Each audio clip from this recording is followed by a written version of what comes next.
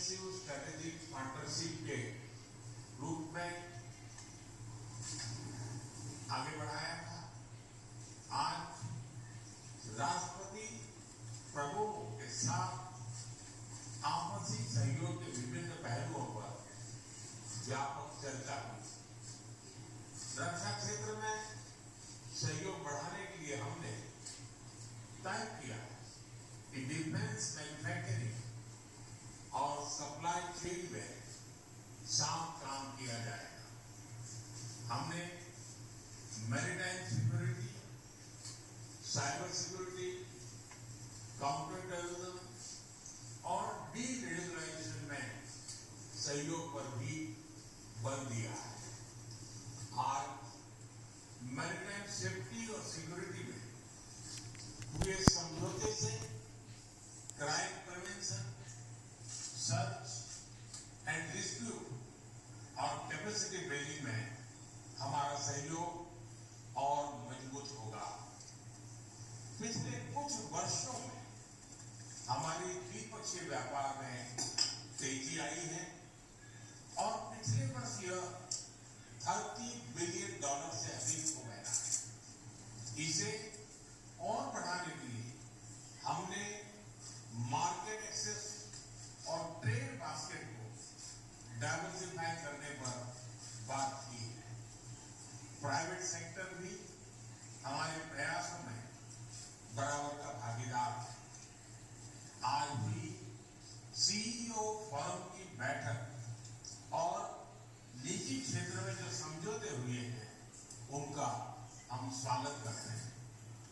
Fintech, artificial intelligence, internet of things और digital public infrastructure जैसे क्षेत्रों में हमने आपसी सहयोग को और सशक्त करने का निर्णय लिया है।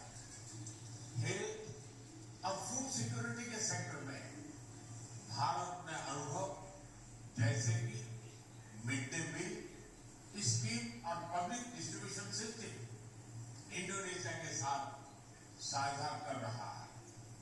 हमने तय किया है कि energy, critical minerals, science and technology, space और स्टेट एजुकेशन के क्षेत्रों में भी साथ मिलकर काम किया जाएगा। दोनों देशों की डिजास्टर मैनेजमेंट अथॉरिटी के बीच ज्वाइंट एक्सरसाइज की जाएगी। साथियों, भारत और इंडोनेशिया के संबंध हजारों वर्ष पुराने हैं।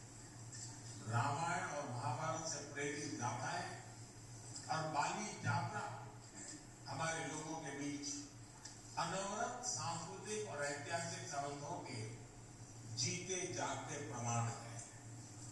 मुझे खुशी है कि इंडोनेशिया में बोरोबुदुर बौद्ध मंदिर के बाद अब हम प्रज्ञानंद हिंदू मंदिर के संरक्षण में भी योगदान करेंगे। साथ ही वर्ष 2025 को Bharat ASEAN year of tourism के रूप में मनाया जाएगा। इससे भारत और इंडोनेशिया के बीच सांस्कृतिक आदान प्रदान और पर्यटन को भी बढ़ावा मिलेगा। साथियों, आसियान और इंडो पैसिफिक क्षेत्र में इंडोनेशिया हमारा महत्वपूर्ण पार्टनर है। इस पूरे क्षेत्र में शांति, सुरक्षा, समृद्धि और रूल बेस्ड ऑर्डर को बनाए रखने के लिए हम दोनों प्रतिबद्ध हैं। हम सहमत हैं कि अंतर्राष्ट्रीय कानूनों के अनुरूप फ्रीडम ऑफ नेविगेशन सुनिश्चित होना चाहिए।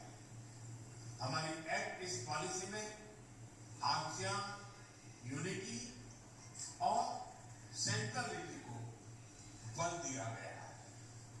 G20 ASEAN Indian ocean rim association जैसे मंचों पर हम मिलकर काम करते रहेंगे और अब हम इंडोनेशिया की ब्रिक्स सदस्यता का भी स्वागत करते हैं।